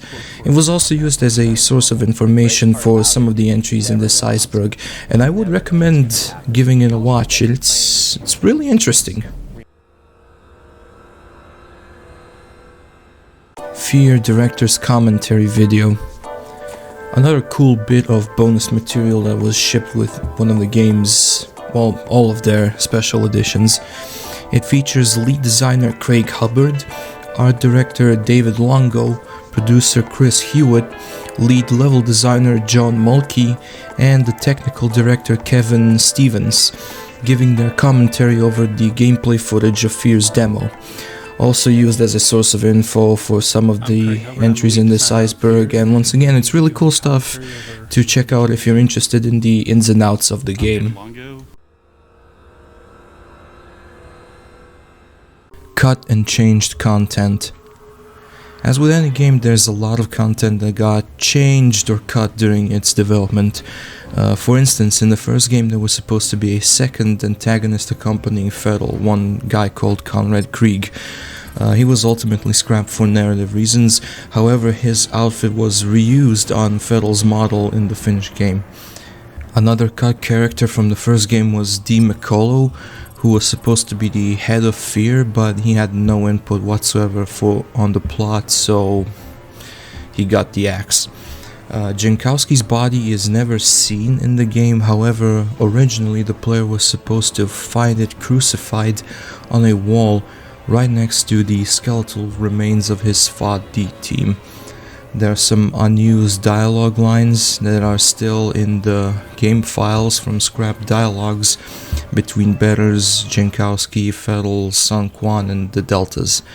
Speaking of Jin, she was originally supposed to be the sniper in the team, hence why her model has red trigger fingers on her gloves in case you never noticed it. There's also a cut weapon called Street Turret, which is still in the game, but you can only access it if you use cheats. In the second game, a lot of cut content involves around Alma, much like the game itself. This content is showing her walking around in her child form, killing an abomination by opening a rift, making a building explode, taunting Beckett, taunting Stokes, stuff like that. The second game is already an Alma-heavy game, so I'm not sure how those sequences could improve upon it or add anything except even more Alma, which I think we got plenty of Alma in that game. And lastly, the credits for F.E.A.R 3 were supposed to feature Point Man and Paxton Fettel playing Mother by Danzig, a song which was also used in the game's promotion. It got canned due to the goofy tone of the animation, though honestly I think I would have liked the game a lot more if they kept it in. Or maybe Danzig was just not on board with them using Mother so much. Goal-oriented action planning.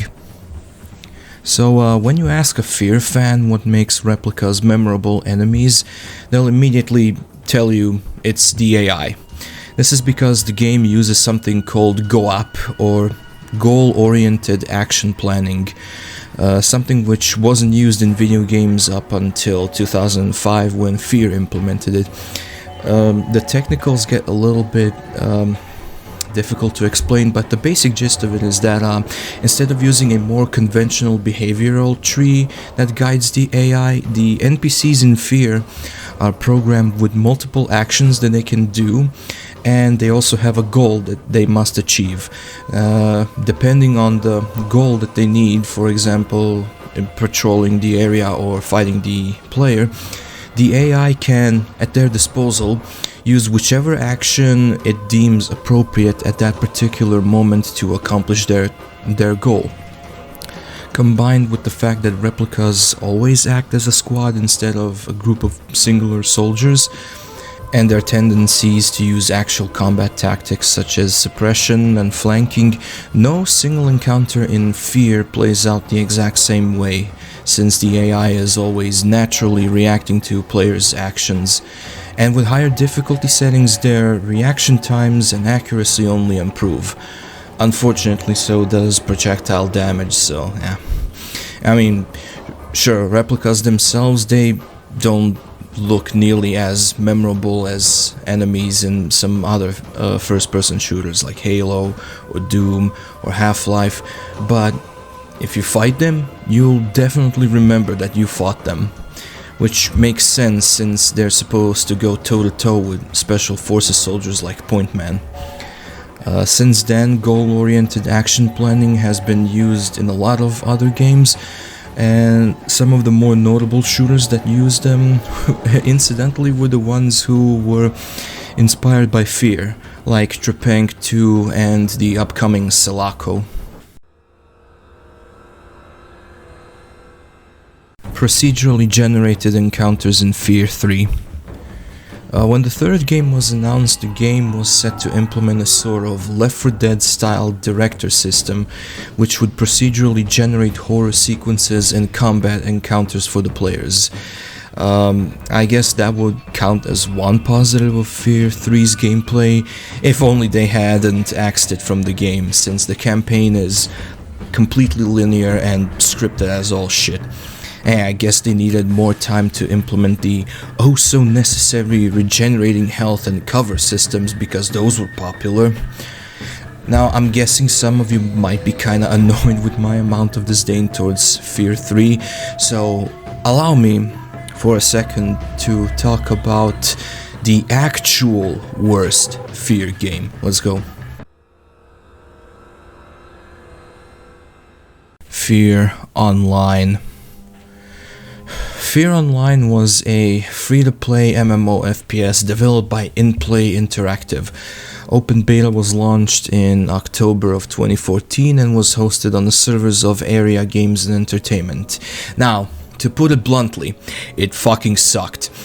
The PvE game mode was bland and boring, the PvP was even less fun than COD's multiplayer, and if you actually wanted to play the game, you had to either buy tickets for PvE or you'd have to spend upwards of 8 hours to get the ticket so you can play the game and then get the match going. Half of the assets for the game were flipped from F.E.A.R 2, the other half were flipped from God knows where, some sort of asset library for a COD-like game, and it looks about as out of place as my fat ass would in the gym. The horror elements were reduced to obnoxious jump scares, there were barely any maps in the game, however bugs and glitches were abundant. Okay, you know what? At least F.E.A.R 3, as shitty as it was when it comes to being an actual F.E.A.R game, can still be played in co-op, where you and your buddy can, even in the worst of cases, goof around, have a great time, have a fun time playing the game. It's not impossible to enjoy F.E.A.R 3 in some form. But F.E.A.R Online was awful from head to toe, and it's no wonder that the servers got shut down on May of 2015, merely 7 months after the launch. So there, I just talked about the actual worst F.E.A.R game, and I also said something positive about F.E.A.R 3. The balance has been restored to the Force. We're moving on. F.E.A.R timeline. Okay, not too long ago from when I started working on this video, a user named KunoDemetries on the F.E.A.R subreddit posted a massive spreadsheet document that they compiled after going through all the games and ancillary materials, which details the entire timeline of the series. Now, I'm not gonna go over it because it would take way too long to cover the whole thing, and also, KunoDemetries is still working on minor corrections to the whole timeline document, and they're gonna be doing their own video detailing the entire timeline. So depending on when you're watching this, that video might already be up, but in the meantime I'm gonna leave a link to it in the description so you can view it for yourself. It's absolutely massive and it goes way, way, way back. Tier 6 Alma interviews. Alma interviews are a series of short live-action vignettes that were made as a promotional material for the first game. They take place roughly 38 years before the events of the games, and they expand upon Alma's backstory slightly. In those interviews, an Armachem scientist, one Dr. Green, tries to interview Alma when she was a child. However, Alma is less than amused by her attempts, so she starts to mentally torture her with hallucinations and other such psychological horror mindfuckery. Honestly, as a horror short, the interviews are pretty creepy and definitely worth a watch if you haven't. Panics. Panics is a series of comedic machinimas created by Rooster Teeth Productions. Remember those guys? Yeah? Panics is also an acronym that stands for People Acting Normal in Crazy-Ass Situations. Funny. The first episode was originally commissioned by Monolith for the Director's Edition of the game, and then Rooster Teeth made the rest of the series on their own. The series is centered around Frank, a newcomer to the Bravo team, and the whole series is basically just a parody of F.E.A.R. It's a neat little artifact from ye olden days of internet humor, mid-2000s. Also in 2023, Rooster Teeth made a special sequel episode titled Panics 2. 2 stands for Two Wild Objectives. Still funny. Alma was born out of a tradition of eerie, faceless female ghosts. Now, although Alma shares striking similarities to Sadako from Ringo and Kayako from Ju-on, Craig Hubbard stated that Alma was merely born out of a tradition of eerie, faceless female ghosts, yada yada, you heard the title. And she's not based on any one specific character in particular. She was, however, named after Alma Mobley from Peter Straub's Ghost Story, so there's that. Chuck Habiger's voice. In the end of the first level of F.E.A.R, you can hear a voice in the hallucination sequence, which a lot of people have erroneously attributed to Point Man, even though he's a mute character. That voice actually belongs to Charles Habiger, whose body you find earlier in the level. Shit, I meant to say spoilers. Vietnam War. As I've previously stated, in this Iceberg project, Origin was commissioned by the US Department of Defense. The reason why they wanted telepathic commanders was because of the problem that they had encountered in Vietnam, where the communications between soldiers on the ground and their command was far too slow and inefficient. I guess it also wouldn't hurt to have finely tuned clone killing machines on your side instead of demoralized hippie draftees strung out on malaria, weed, STDs, Creedence Clearwater Revival, and a bunch of other 60s references. Miniature Replica Soldier. So there was a map pack called Toy Soldier that was put up as a free download for F.E.A.R 2 a couple of months after the game had launched. It features 3 new maps that are oversized so the players look like tiny toy soldiers on them. To promote the map pack, Monolith released a Miniature Replica Soldier promo video, which shows off some gameplay footage on the new maps, and is set to the tune of a cheesy rock song of the same name. The song can even be found in a TV in the expansion Reborn, and if you find it, you even get an achievement for it. Deathmatch Wonderland. Released as a sort of season's greetings video, I guess, from Monolith. It features a video montage of F.E.A.R 2's multiplayer footage, intertwined with my man Lucas Myers singing what I can only describe as a deathmatch themed rendition of Winter Wonderland. I don't know. It's a truly batshit weird video that I remember stumbling upon way back in the day, and now that I have rediscovered it, I can't get it out of my head. Please help me. Tier 7 Armacam Field Guide. Armacam Field Guide is a part of F.E.A.R 2's promotional material that came with the pre-ordered copies of the game at GameStop. The guide was written from the perspective of Genevieve Aristide, where she explains Alma's backstory and some of the major events that have occurred in the series thus far. Despite this, the guide contains some false information, most likely due to the fact that the guide was written down before the game was completed. A car chase sequence was originally planned. The first game was supposed to feature an extended car chase sequence at some point during the main campaign. However, Craig Hubbard has stated in the director's commentary that it ended up getting scrapped because they just couldn't make it work the way they hoped it would. The car they wanted to use in the sequence did manage to end up in the game. It's the car that Betters drops you off from in the first level. Alma glitch. There's a notorious glitch in the second game where Alma keeps following you around after you turn around and look at her, instead of disappearing as intended. This has happened to me as well, and it's actually pretty fucking creepy.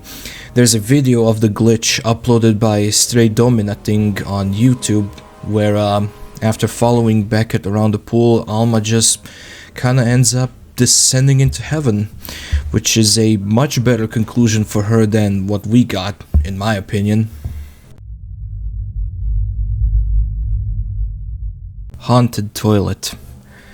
According to the F.E.A.R making of documentary, one of the bathrooms in Monolith's office building had faulty flickering light bulbs, which made for a perfect atmosphere for the one to shit themselves. John Mulkey, who was the lead level designer on F.E.A.R, had claimed to see a shadowy figure in the mirror while he was, doing his business, which made him too scared to ever go use that bathroom again. It's never outright stated in the documentary, but I wouldn't be surprised if that had somehow influenced some of the levels in the game. Dark Signal was named by the fans. While the second game was in development, the naming rights were still owned by Vivendi, who no longer worked with Monolith Productions. Monolith then opened a contest named Name Your F.E.A.R, where fans would submit their suggestions for the sequel's name. Top 3 suggestions were Dead Echo, Project Origin, and Dark Signal. The winner of the contest ended up being Project Origin, which, you might have guessed already. However, a year before the game came out, Monolith reacquired the naming rights and decided to just keep the name Project Origin as a subtitle. But they did like Dark Signal, and apparently they liked it so much that they decided to name the main team in the game after it. Philadelphia Experiment. Something I forgot to mention earlier, the development for a F.E.A.R sequel began way back when in 2006, and there were essentially 2 teams working on 2 separate ideas. Now, you already know how Warner Brothers and Monolith sequel idea came out, so I'm gonna talk about the other one.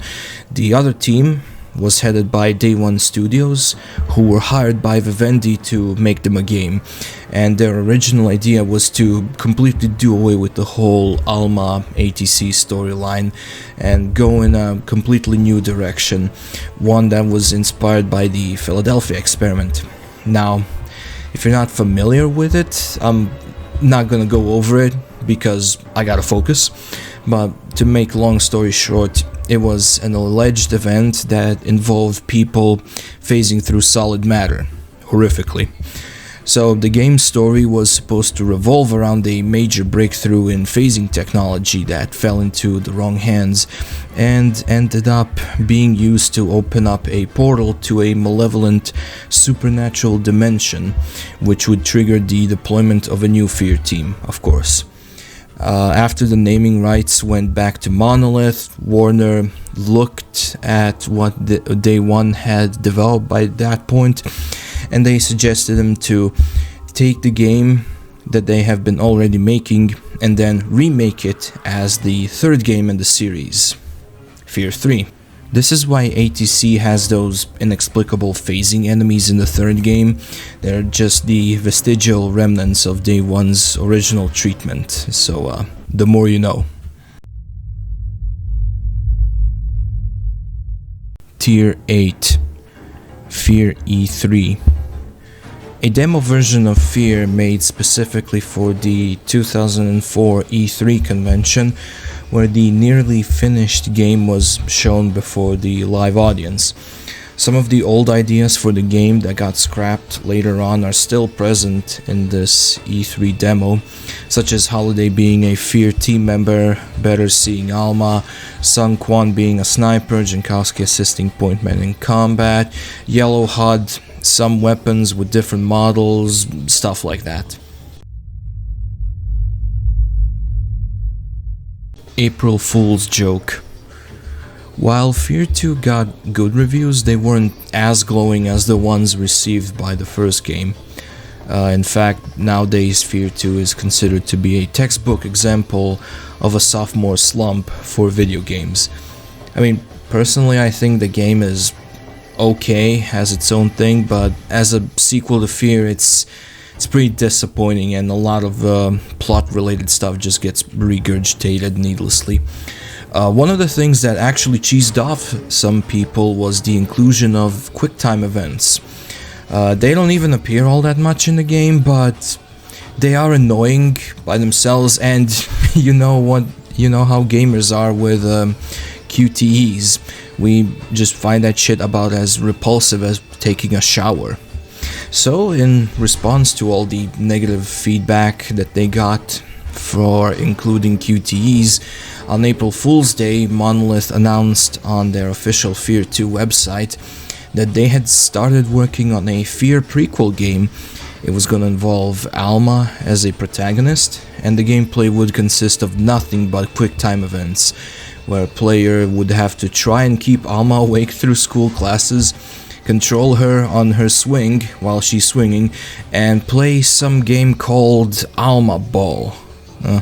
Honestly, that doesn't sound all that much different from some of the other quote-unquote games that got released in the meantime, like, Heavy Rain. Right, so the particular horrific oncological bureau of the Iceberg administration, better known as Phobia, has informed me that I am legally required to end this Iceberg on a spicy note. I'll see what I can do. Harlan sent Alice to die. In the level Alice Wade, you'll find Harlan's voice message that he left for Alice on her phone, telling her to get to his office and use his laptop to find the origin facility. It's not sure why Harlan wanted Alice to go to the origin facility, since he had to have known that ATC and replicas were gonna be crawling all over that place, making it really dangerous for her to go there. Perhaps he wanted to tell her the truth about Alma and Project Origin, or wanted her to help him release Alma. But if that's the case, then he must have also assumed that Alma would kill him, as in the game it appears that he knows that's what's going to happen to him. So in that case, it's also logical to assume Alma would probably kill Alice as well. Or maybe he wanted to spare Alice of being hunted down by Paxton and Alma by killing her. Which is what this theory states, that Harlan sent her to the origin facility because he wanted for himself and his daughter, or both of his daughters, to die there. And if that was his intention, well, mission accomplished. I'm not sure if he wanted her to die by the hands of his cannibalistic bastard grandson/son, but you make do with what you're given, I suppose. Possessed teddy bear. In F.E.A.R 3 you can find plenty of teddy bears in the houses in the level suburbs. One of them you can find hidden in a closet, and you'll immediately notice that this one's eyes are glowing red. If the player keeps staring at it, after a short while the bear will emit an explosive impulse and damage the player and toss some things around, but the bear itself will be fine. If at any point you turn your gaze away from the bear, his eyes will stop glowing and you won't have to worry about getting fragged by a teddy anymore. Kjul. Now, last but probably the most is the entry regarding Kjul. When you complete F.E.A.R, right before the credits start rolling, you get a message stating that the game is dedicated to the memory of Kjul. Now, the first time I saw this, I thought that Kjul was just a developer who tragically died while the game was still in development. But there was no such person listed on the dev team, so my next guess was that Kjul was a friend of one of the developers or something like it. And it turns out a lot of other players thought so too. There are some who also thought that maybe Kjul helped finance the game, hence the dedication at the end, but yeah. And now, break out the tinfoil hats for this next bit. There's an urban legend that went around a while back regarding this person. I can't seem to find where it started exactly, but it goes something like this. During the 1960s, the Chinese government abducted and experimented on young pregnant women in order to accelerate their pregnancies and produce clones for their army, from the embryos. According to the story, one of these abducted women managed to escape the facility and had found a farmer nearby who helped her get to the nearest hospital, where she checked herself in under the false name, that being Kjul. After examination, she had told her story to the doctors, after which she unfortunately passed away as a result of the experimentations that were done to her. Which is pretty creepy, kinda sad story, with an uncanny resemblance to the main plot of the game. It has one issue though. Citation fucking needed. Googling Kjul will show you all these theorists talking about that story, but there's no definitive source. There are no discussions about it that are not related to the F.E.A.R. So outside of this one specific theory regarding F.E.A.R, there's no other mention of this supposed Chinese army experiment ever taking place. It's a conspiratorial hoax that came out of the mind of some unknown person with a hyperactive imagination, and unfortunately some people bought into it. The plain simple truth of the matter is, we'll probably never know for sure who they exactly were, but the Chinese experiment story is, I'm gonna go on a limb and call it a bullshit. Either way, Kjul was obviously someone who meant a lot to the Monolith devs, enough to make them dedicate F.E.A.R in her memory. And you know what? That's very nice of them. And next time you try to peddle some wacko story about the hidden meaning of the game's aspects, can you at least try to quote some actual sources? Because trust me bro, and I had it revealed to me in a dream, don't fucking count. But you know what, at least there isn't a theory about F.E.A.R taking place in a dream while Point Man is comatose or something. You know, those stupid dream theories that somehow some people always attach to every single piece of media out there. So, therefore, kudos to the F.E.A.R community. We're not dumb enough to think F.E.A.R is just a dream. That's what the hallucinatory sequences are there, after all. And that about does it. The whole F.E.A.R iceberg, top to bottom, done. Now, F.E.A.R has always been one of my favorite games with a as far as I'm concerned, a fascinating story and an even better gameplay. I remember first playing it way back when I was in middle school, around 2007 or so, and just getting my mind blown.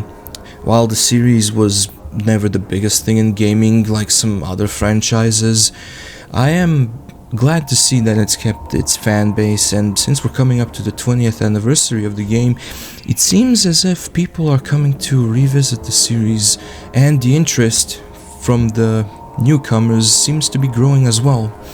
If at any point I had made a mistake, relayed some wrong information, or accidentally posted someone's IP address, feel free to tell me about it. I won't throw a temper tantrum, I promise. And that's gonna be it from me for today, so stay tuned for the next time where I'll go over the best ways of making a grilled cheese sandwich with your own head cheese. Peace out, y'all.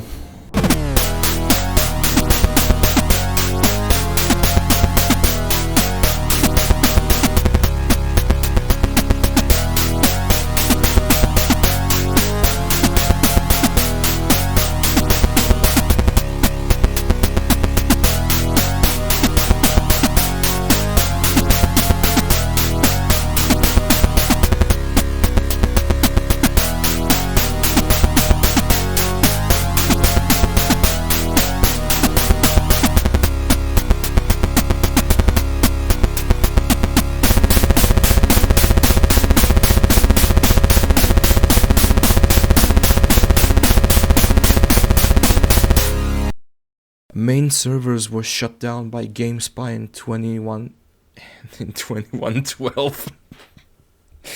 I guess that's what that album's all about. Now, also known as... Can you, like, not fucking message me while I'm recording?